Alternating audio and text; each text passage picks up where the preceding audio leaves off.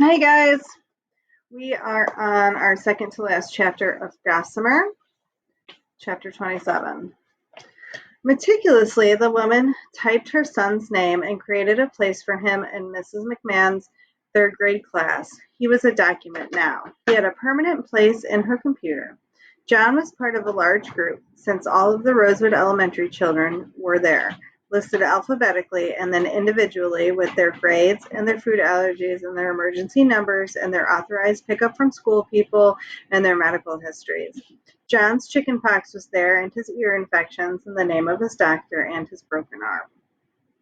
She shuddered briefly. Remembering last year's fracture, John was 7 then.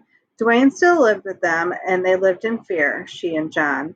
What kind of mood would he be in when he came home, if he came home? Sometimes he was Fun Daddy, laughing and boisterous as a boy, but more and more by then, by the time John was 7, Dwayne was someone else, the person he had turned into, the person they didn't know, the person they feared. They thought it was their fault. If they were nicer, if she cooked better, or spent less money, or picked up the toys, or if they had kept their hair combed a different way, then Fun Daddy would come back. So they tried.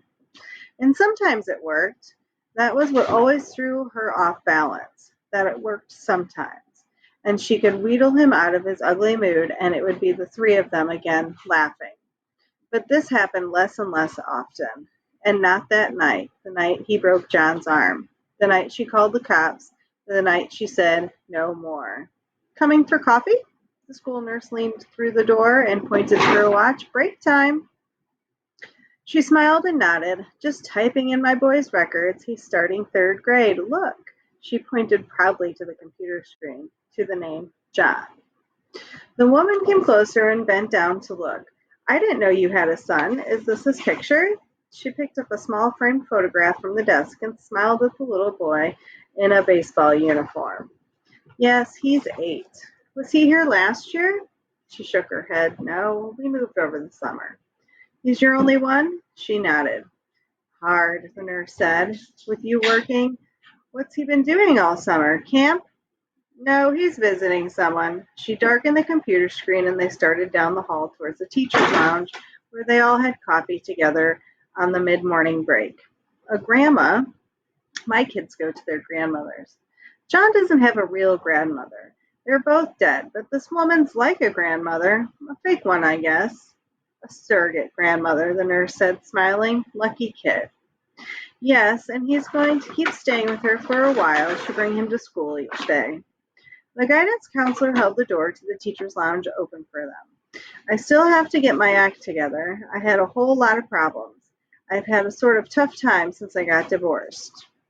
The guidance counselor, overhearing the comment, said with a grin, "Haven't we all?" Tears suddenly came to the woman's eyes, embarrassed. She had brought her hand to her face, but it didn't help. She couldn't hold back the tears. "Oh," she said, "I'm sorry."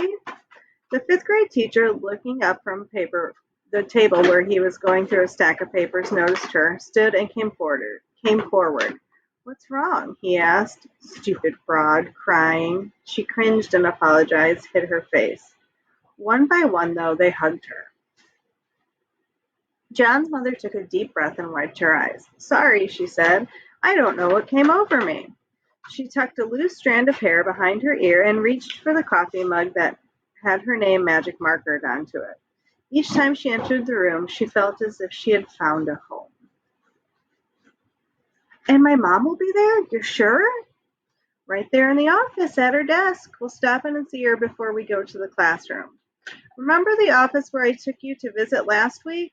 He nodded and adjusted the belt that held up his jeans. "You think my mom is pretty?" he asked. "I do. She's like a movie star."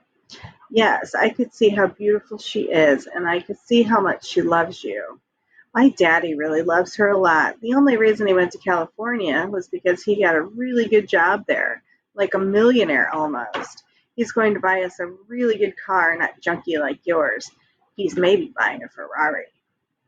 "Well, that would be exciting. Is everything stowed in your backpack?" He nodded. "Yeah, where's my jacket?" "Right here." She handed it to him. "What's this in the pocket?" "My lucky shell." He showed it to her, and the woman turned it over in her hands. She recognized the small pink seashell that had been on the table beside the bed. It curved into itself, with a deep coral color at its center. "It's so lovely," she said. "Yeah, me and my mom were at a beach. We picked up shells. She kept one, but hers was kind of broken. This one was the best. This is my favorite. It's the lucky one." "It's very fragile, John. Breakable. You've done a great job of taking care of it so far, but I'd hate for it to get broken. Do you think it's a good idea taking it to school?" She gave it back to him. "I need it for luck." She nodded. "Would you trust me to take care of it during the day? I could keep it safe for you here. You know you'll be coming back here to sleep for a while until your mother is ready for you." He stroked the little shell. "You think the other kids might break it at school?" "Not purposely, but it's so delicate, John, that even if someone bumped into you in the hall, it could shatter."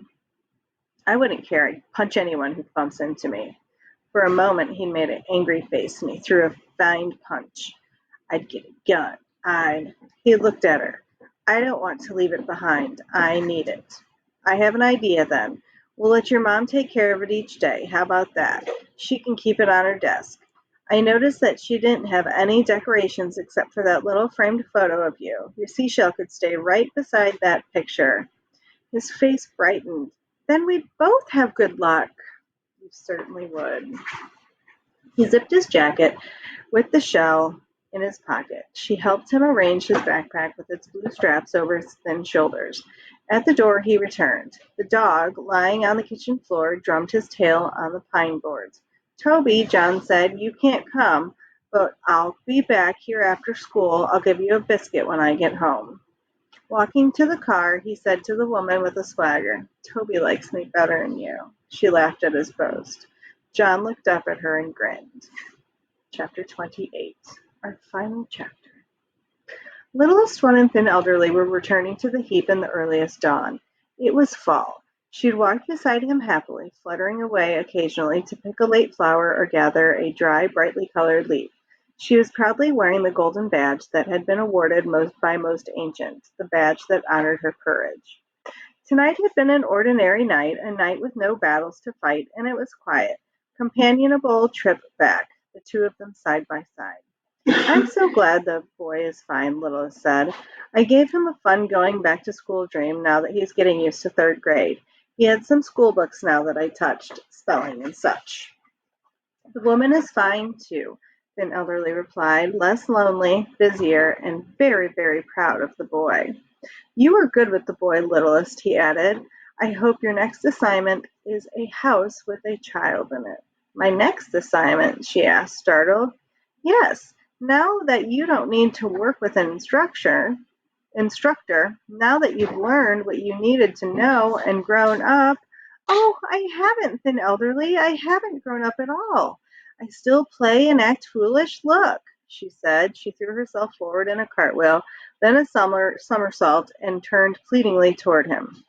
He laughed slightly, watching her. "Your playfulness serves you well. It serves the boy well. But it's time." "You mean my job is ending?" "Oh, please don't say my job is ending." Suddenly she was bewildered and near tears. Thin Elderly Weary was plodding along. He yawned. "Of course not. People always need dreams. Their whole lives they must dream. The boy will be leaving that house eventually, though, and you will be too. You'll be reassigned now that you've proven yourself." "Hurry, dear," he reminded her. "It's getting early." And looking towards the east, where the sky was lightening. "Oh," Littlest said in relief, "you mean I'll go to his new house? I do hope it will have lots of things to touch. I was a bit worried," she confided, "because he had so few things in the woman's house. But it turned out all right, didn't it?" She twirled around happily and leaned down to pick up another wildflower. "No, you'll probably have a completely new assignment. Another dream giver already has that house. The boy will be moving into the place where his mother lives." Littlest stopped twirling. She looked at Thin Elderly in despair. "But—" she began to speak, then stopped herself. She looked so embarrassed. Finally, she moved close to Thin Elderly and spoke in an extremely small and private voice directly into his ear. "I love the boy," she whispered. He looked shocked. He spoke firmly to her. You mustn't. You can't. It isn't permitted. She touched his hand and reminded him of something. But remember that time when you thought the horde had gotten me? He nodded. You cried, she pointed out. I could tell you'd been crying. And didn't that mean? Then Elderly recalled that terrible time. He sighed. It was a lapse, he explained. I'm not a perfect dream giver. I let myself, just for a moment, feel something that we are not allowed to feel. Why not? She asked him. Love is a human emotion, and we are not human. There it was. He said it with such certainty. And it was the thing she had always wondered, the thing she had asked about again and again. No one had ever given her a true answer. Now she knew that Thin Elderly was telling the truth. So, she was not human. What am I then? What are we? She asked. He took a deep breath. This was always so hard to explain. We are imaginary, he told her gently, and we live within. She frowned. We live in a heap, she pointed out. He nodded. The heap is within. Within what? Within the stories, within the night, within the dreams, he explained. She thought for a long time. Then she used her tiniest voice again. Am I within the boy? She whispered. Always, he had said, and smiled at her. It made sense to her, and she'd ask nothing else.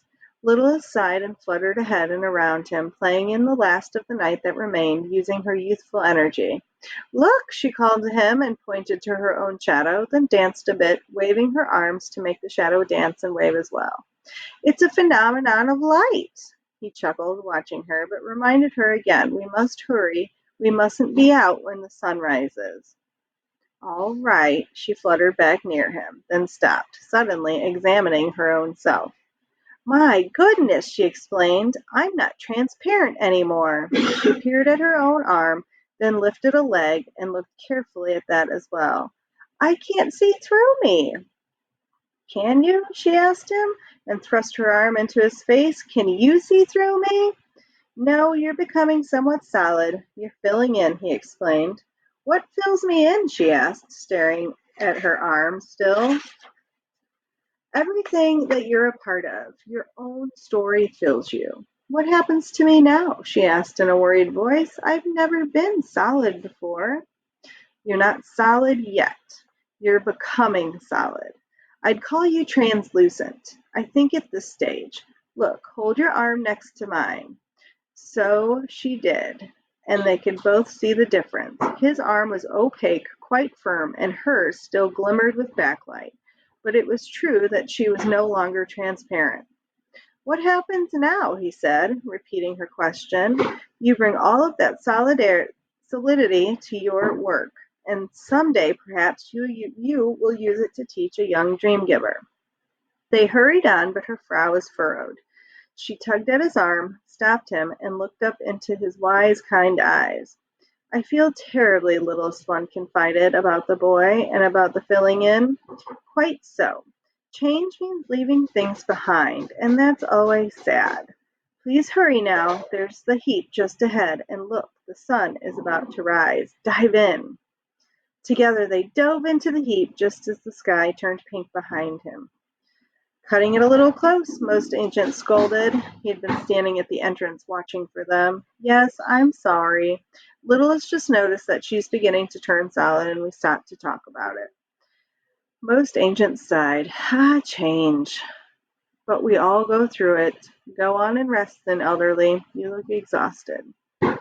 Then Elderly yawned and moved into the darkness. Most Ancient turned to Littlest. Are you all right? He asked. I have a little surprise for you. Littlest one was still examining her own self, holding her different parts towards the entrance where the dawn light had now glowed. Ahead in the heap, where the other dream givers were already nestled to sleep and where Thin Elderly had gone to join them, it was dark. Yes, she said, a little uncertainly. I'm fine, just adjusting. Then, recalling what he had said, she turned to him eagerly. What's my surprise? Most Ancient turned and reached for something that was behind him. He picked it up and placed it in her arms, and it looked up at her with wide, curious eyes. It was what she had been once. Tiny, a wisp of a thing, with a mischievous smile and a trusting, visible heart. "Oh!" she cried. She hugged it to herself against her badge. "What's its name?" "Ask it," Most Ancient suggested. "Who are you?" she asked the diminutive, transparent creature in her arms, keeping her voice calm and quiet so that it wouldn't be scared. "New Littlest," it told her. She was puzzled and almost frightened at first, but then she thought, of course! Most Ancient could not have always been Most Ancient, and Thin Elderly must once have been something else. Even fastidious. Well, maybe not. Perhaps she had always been fastidious. She cradled New Littlest, moving in her arms as gently as possible around the fragile little thing, and it turned back to ask Most Ancient what she needed to know. "Who am I now?" "Gossamer," he told her. I hope you enjoyed the book.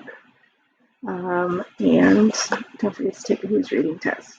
If you have any questions, comments, or concerns, you can always leave them in the comment section of the post.